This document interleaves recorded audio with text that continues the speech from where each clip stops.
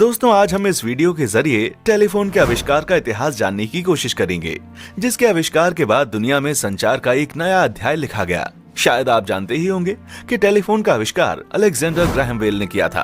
आपको बता दें कि 19वीं सदी की शुरुआत में ही कई वैज्ञानिकों और इंजीनियर्स ने ध्वनि संचार पर काम करना शुरू कर दिया था, पर असल सफलता 3 मार्च 1847 को स्कॉटलैंड में जन्मे अलेक्जेंडर ग्राहम बेल को मिली थी।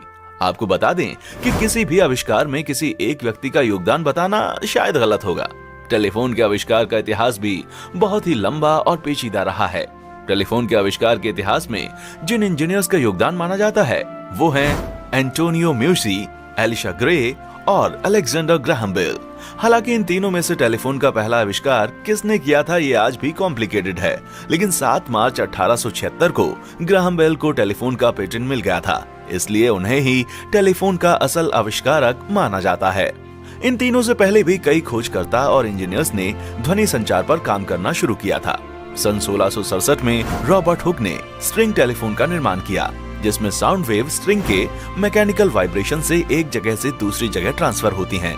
बच्चे आज भी टिन के 2 डिब्बों को वायर से जोड़कर एक दूसरे से टेलीफोन खेलते हैं। रॉबर्ट हुक का टेलीफोन भी इसी सिद्धांत पर आधारित था। सन 1816 में फ्रांसिस रोनाल्ड ने स्टैटिक इलेक्ट्रिसिटी यूज करके दुनिया का पहला वर्किंग टेलीग्राफ बनाया था, जिससे कि लंबी दूरी तक संदेश भेजा जा सकता था। पर इसकी समस्या ये थी कि इससे मैसेज को कोडेड फॉर्म में ही भेजा जा सकता था, वो भी एक बार में सिर्फ एक। 1861 में जर्मनी के एक इंजीनियर जोहन फिलिप राइस ने ध्वनि के संचारण के लिए पहला वर्किंग डिवाइस बनाया और उसे टेलीफोन नाम दे दिया। उन्होंने फ्रांस के चार्ल्स बर्सेल की थ्योरी पर काम करते हुए टेलीफोन का निर्माण किया था। चार्ल्स का मानना था कि इलेक्ट्रिसिटी की मदद से साउंड और स्पीच को ट्रांसफर किया जा सकता है, पर जॉन के इस टेलीफोन में कई कमियां थीं।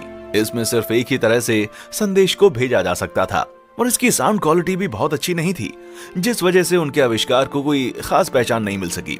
सन 1808 में जन्मे इटली के खोजकर्ता एंटोनियो मुची ने भी 1871 में एक टेलीफोन बनाया, जिसे उन्होंने साउंड टेलीग्राफ का नाम दिया। उन्होंने उसका पेटेंट कराना चाहा, पर उनके इस आविष्कार को दुनिया के लिए फायदेमंद नहीं समझा गया और उनके पेटेंट को रिजेक्ट कर दिया गया।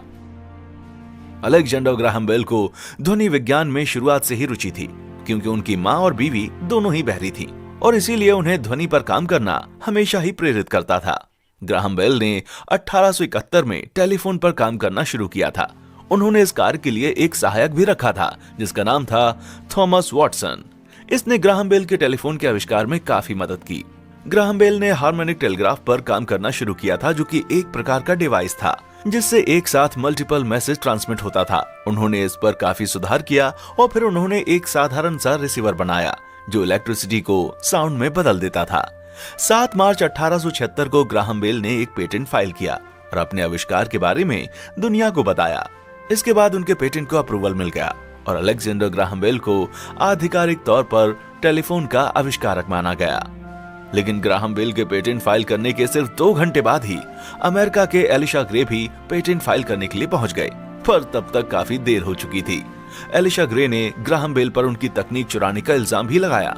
एक समय पर पेटेंट कार्यालय ने ग्राहम बेल के पेटेंट को रिजेक्ट करना चाहा, पर ग्राहम बेल की कंपनी AT&T ने इस फैसले को सुप्रीम कोर्ट में चुनौती दी और इन दोनों का ये मसला कई सालों तक कोर्ट में चलता रहा और आखिर में कोर्ट ने ग्राहम बेल के हक में फैसला सुनाया। दोस्तों, अगर आपको ये वीडियो पसंद आई हो तो इसे लाइक जरूर करें और अपने किसी एक दोस्त को शेयर भी कर दें और